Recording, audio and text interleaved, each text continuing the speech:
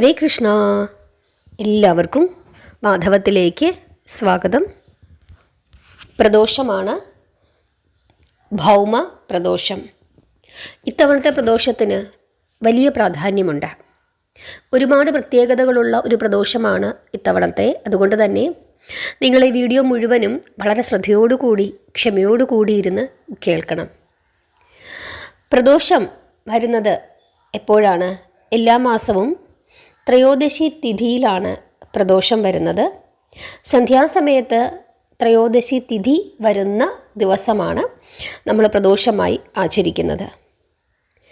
ഇത്തവണ ത്രയോദശി തിഥി ആരംഭിക്കുന്നത് 2025 ജൂലൈ മാസം 7-ാം തീയതി രാത്രി 11:10 മുതൽ 2025 ജൂലൈ മാസം 9-ാം തീയതി പുലർച്ചെ 12:38 വരെയാണ്.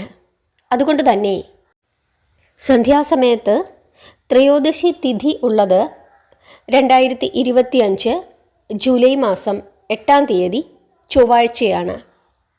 ചൊവ്വാഴ്ച വരുന്ന പ്രദോഷത്തിനെ ഭൗമപ്രദോഷം എന്ന് പറയുന്നു. ആഷാഢമാസത്തിലെ ശുക്ലപക്ഷ പ്രദോഷം. പ്രദോഷം നമ്മൾ സാധാരണയായി മഹാദേവനെയാണ് പൂജിക്കുന്നത്. മഹാദേവ പ്രീതിക്ക് വേണ്ടിയിട്ടാണ് പ്രദോഷം ആചരിക്കുന്നത്.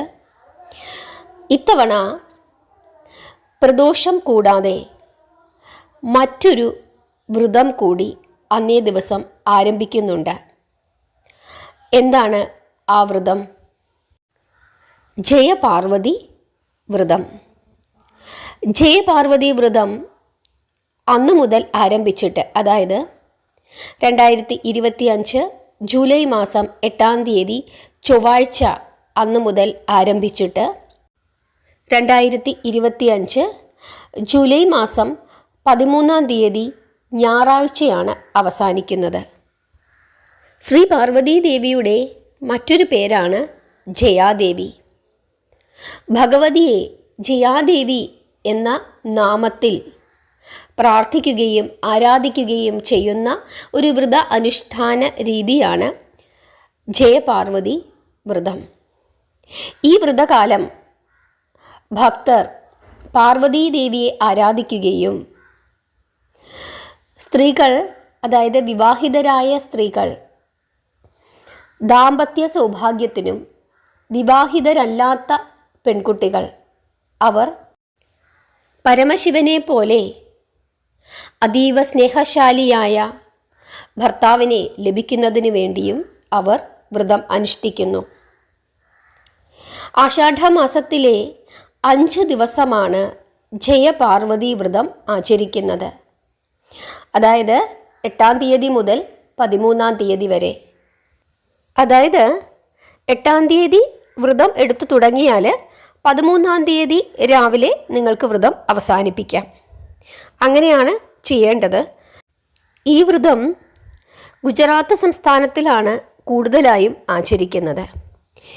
ഈ വ്രത അനുഷ്ഠാന കാലഘട്ടത്തിൽ സ്ത്രീകൾ ഉപ്പു ചേർത്ത ഭക്ഷണ പദാർത്ഥങ്ങൾ കഴിക്കാറില്ല, ധാന്യവർഗ്ഗങ്ങൾ കഴിക്കാറില്ല, പഴങ്ങളും പച്ചക്കറികളും അതൊക്കെയാണ് സാധാരണയായി അവർ ആ ദിവസങ്ങളിലൊക്കെ കഴിക്കുന്നത്.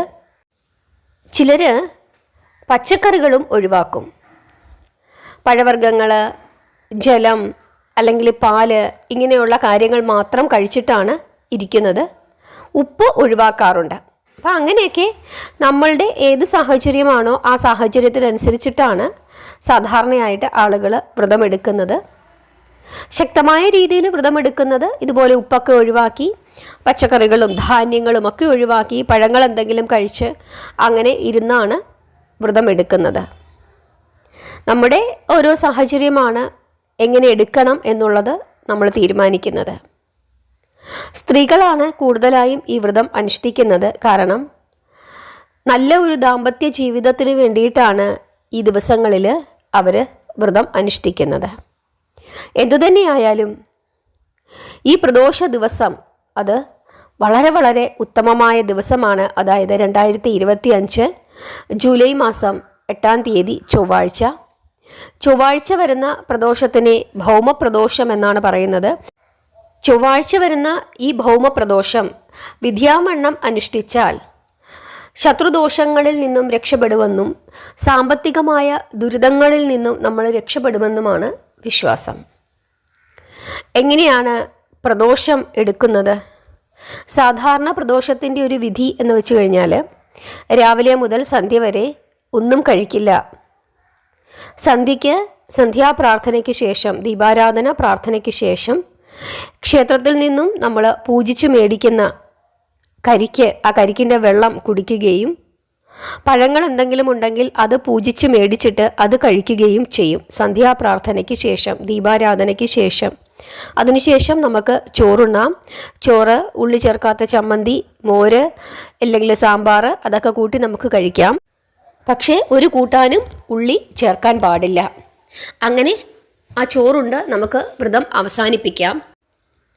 പരമാവധി സമയം, എത്ര സമയം നമഃശിവായ മന്ത്രം ജപിക്കാൻ സാധിക്കുമോ അത്രയും സമയം ജപിക്കുക. സന്ധ്യാപ്രാർത്ഥനയ്ക്കാണ് കൂടുതൽ പ്രാധാന്യം, പ്രദോഷ സന്ധ്യയ്ക്കാണ് കൂടുതൽ പ്രാധാന്യം. അതുകൊണ്ട് തന്നെ സന്ധ്യാപ്രാർത്ഥന നിർബന്ധമായും ചെയ്യുക. ഇനി വ്രതം അനുഷ്ഠിക്കാത്ത ആളുകൾ പോലും പ്രദോഷ ദിവസം സന്ധ്യാസമയത്ത് ശിവസഹസ്രനാമം ജപിക്കുകയും പഞ്ചാക്ഷരി മന്ത്രം ജപിക്കുകയും ഒക്കെ ചെയ്തു കഴിഞ്ഞാൽ അതിന് വലിയ ഫലസിദ്ധിയാണ് ഉള്ളത്.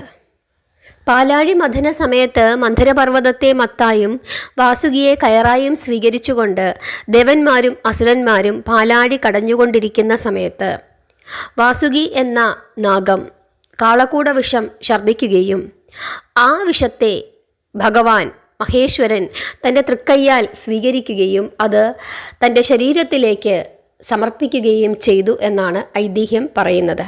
കാരണം കാളകൂട വിഷം താഴെ വീണാൽ അത് 14 ലോകങ്ങളെയും നശിപ്പിക്കും. അതുകൊണ്ട് തന്നെ ആ കൊടിയ വിഷം ഭഗവാൻ സ്വശരീരത്തിലേക്ക് സ്വീകരിച്ചു.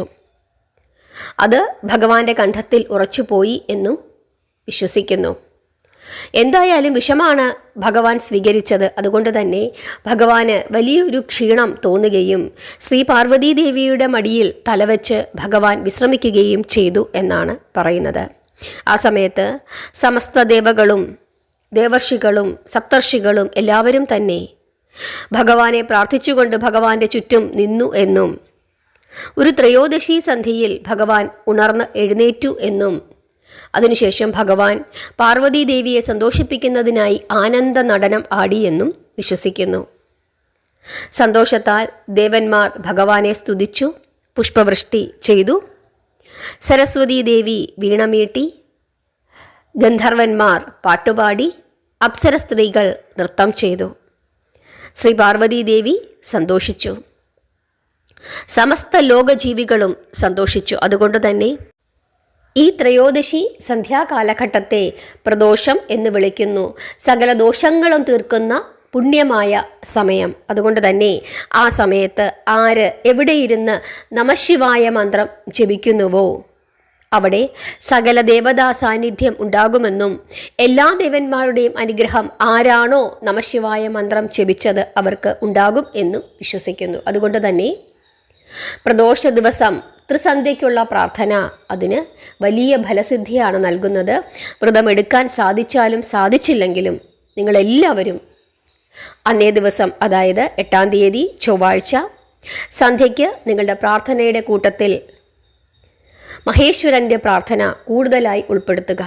തീർച്ചയായിട്ടും ഭഗവാന്റെ അനുഗ്രഹം നിങ്ങൾക്ക് എല്ലാവർക്കും ഉണ്ടാകും. അതുപോലെ അന്നത്തെ ദിവസത്തെ പ്രാധാന്യം, മറ്റൊരു പ്രാധാന്യം എന്താണ്? ശ്രീ പാർവതീദേവിയുടെ ജയപാർവതി വ്രതം. അന്നു മുതൽ അടുത്ത 5 ദിവസത്തേക്കാണ് ആ വ്രതം ആചരിക്കുന്നത്. 13-ാം തീയതി രാവിലെ തീർത്ഥം സേവിച്ച് വ്രതം അവസാനിപ്പിക്കാം. വ്രതരീതികൾ ഞാൻ നിങ്ങൾക്ക് പറഞ്ഞു തന്നു. വ്രതമായി എടുക്കാൻ സാധിക്കുന്നില്ല എങ്കിൽ പോലും ആ 5 ദിവസം അടുപ്പിച്ച് ശ്രീ പാർവതീദേവിയെ പ്രാർത്ഥിച്ചു കൊള്ളുക. തീർച്ചയായിട്ടും നിങ്ങളുടെ കുടുംബജീവിതത്തിൽ അത് വലിയ മാറ്റങ്ങൾ കൊണ്ടുവന്ന് തരും എന്നുള്ള കാര്യത്തിൽ യാതൊരു തർക്കവുമില്ല.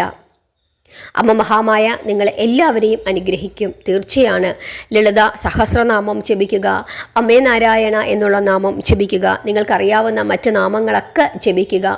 അതുപോലെ ദുർഗാ സപ്തശ്ലോകി ഇതൊക്കെ ജപിച്ചുകൊള്ളൂ. തീർച്ചയായിട്ടും ഭഗവതിയുടെ അനുഗ്രഹം നിങ്ങൾക്ക് എല്ലാവർക്കും ഉണ്ടാകും.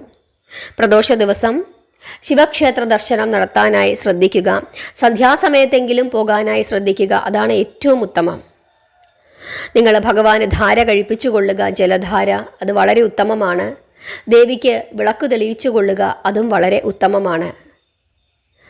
അങ്ങനെ പ്രദോഷ ദിവസം ആ ദിവസത്തിൻ്റെ പ്രാധാന്യം മനസ്സിലാക്കിക്കൊണ്ട് പ്രാർത്ഥിച്ചു കഴിഞ്ഞാൽ സർവേശ്വരൻ്റെ അനുഗ്രഹം നിങ്ങൾക്ക് എല്ലാവർക്കും ഉണ്ടാകും എന്നുള്ള കാര്യത്തിൽ യാതൊരു സംശയവുമില്ല. തീർച്ചയായിട്ടും നിങ്ങളെല്ലാവരും പ്രാർത്ഥിക്കുകയെങ്കിലും ചെയ്യുമെന്ന് വിശ്വസിക്കുന്നു. നിങ്ങൾക്ക് മനസ്സിലായി എന്ന് വിശ്വസിക്കുന്നു.